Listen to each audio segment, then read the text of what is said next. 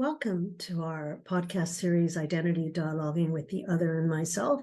I'd like to welcome Dr. Susan Perry, who is a professor at the American University of Paris and Director of Graduate Studies in International Affairs and Human Rights and a specialist in human rights. Welcome, Susan. Thank you. Good morning. I'm delighted to be here. Thank you.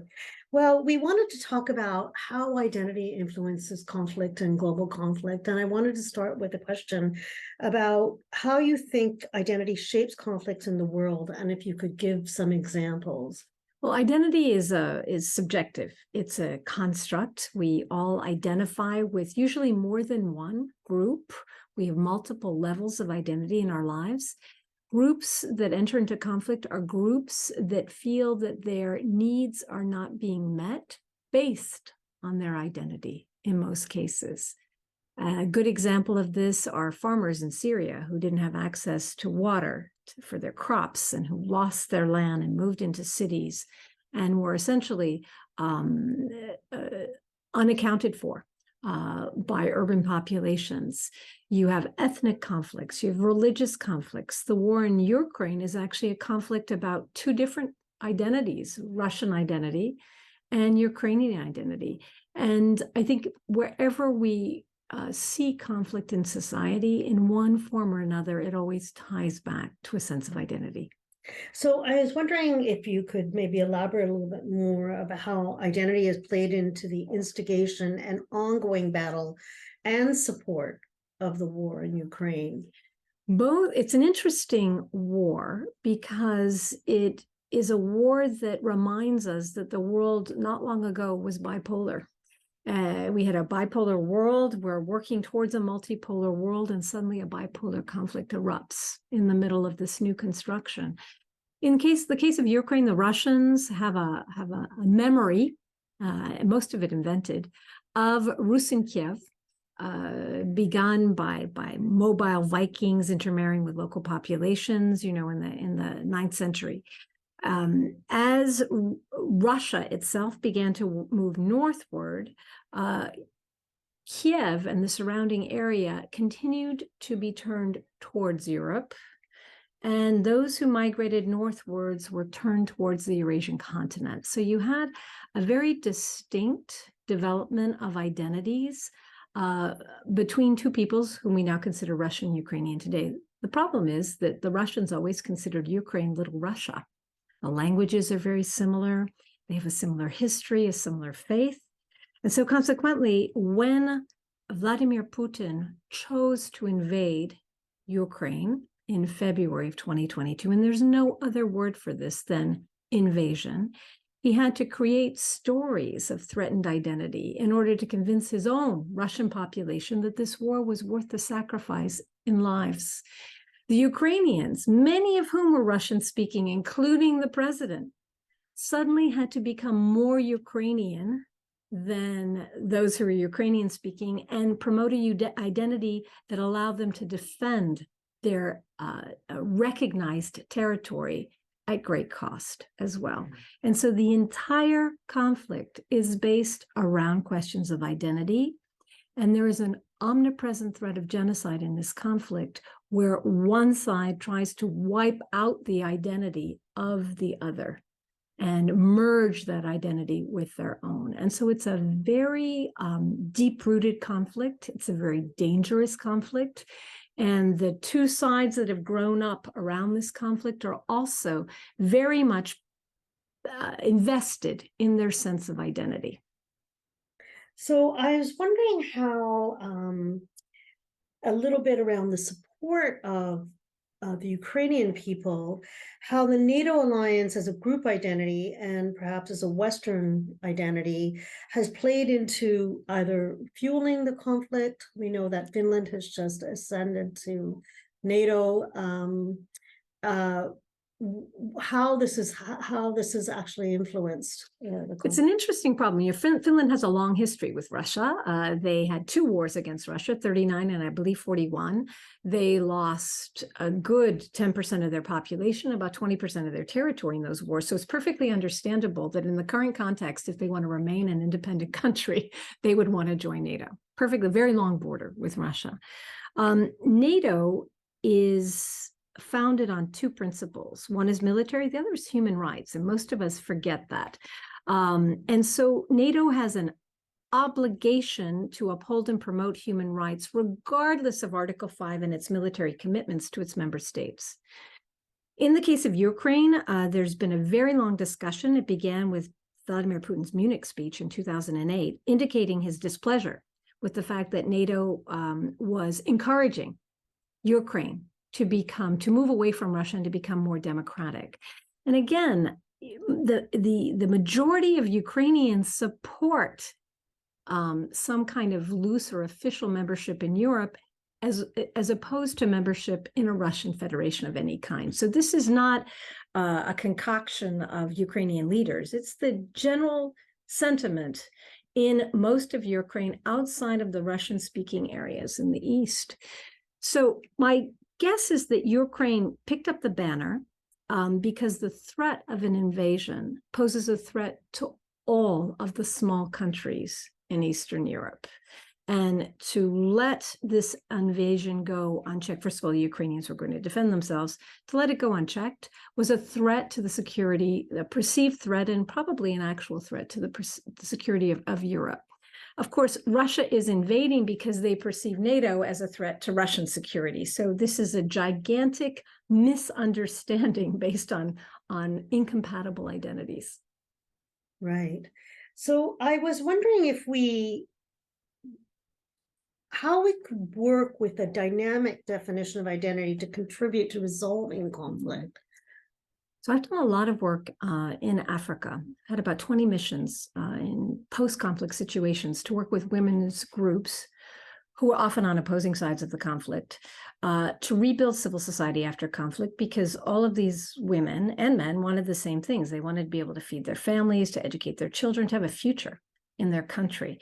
And so they were willing to compromise on certain issues of identity.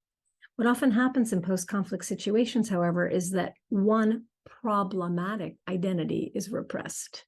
And most players, including those who were defeated, agree to assume, often don't have a choice, a new identity. Sometimes all sides can give up a pre-existing identity and assume a new one. Sometimes it's just one side. And this leads to a lot of tensions in the country going forward.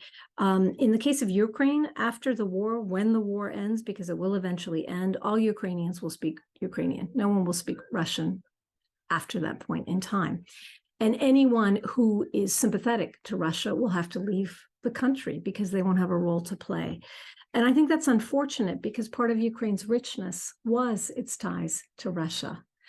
But by the same token, the United States tomorrow is not going to invade Great Britain and say, well, this is the mothership. This is where our civilization came from. And so we should occupy this territory. That's not possible. And so it was unreasonable to think that one could eliminate or put Ukrainian culture and identity on a leash. That was Vladimir Putin's mistake. And of course, it's an egregious violation of international law. But by the same token, the Ukrainians are going to lose part of their cultural richness in eliminating one part of their identity. But they really haven't been given that much of a choice, given the circumstances. So I hear what you're saying is that identity is fluid and it's political in one part, and that it can be a moving target with regards to what we decide will maintain peace or resolve conflict. And it's up to the negotiators or the facilitators to negotiate this new identity. It could be. I'm really interested going forward in the role, for example, that social media will play in helping reconstruct this new identity. The new Ukrainian identity will be exclusively European. There will be no room for Eurasia in this identity. Again, according to people like Timothy Snyder, a scholar at Yale, Ukrainian identity has always been European, as opposed to Eurasian. But this will reinforce that. What I fear is perhaps less tolerance for those who are not extremely patriotic, those who refused to fight in the war, those who fled, for example. So it will be an identity much like the US identity after World War II, where women were, after contributing in factories and to the war effort, were sent back into the kitchen and had no real role to play outside of a highly constructed female identity until that, of course, broke apart in the late 1960s, thank goodness. So it may be an identity that will be constructed in such a way as to be less flexible than it was before the war. I think, again, that will be a loss.